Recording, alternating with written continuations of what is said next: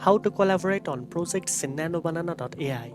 First of all, open your preferred web browser and go to the NanoBanana.ai website. Make sure you are logged into your account to access all editing and sharing features.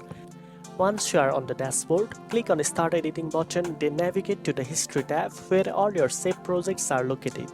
From here, select the project you want to collaborate on. You will see a Share button next to your project. Click on the Share button and you will get a link that you can copy. Now you can share this link with your team members, friends or clients so they can view your project directly. If collaboration is enabled, they will also be able to give feedback, download output or continue working with the AI tools. This feature makes it easy to work together, whether you are editing images, generating AI art or creating content for videos and presentations. Now you know how to collaborate on projects in NanoBanana.ai.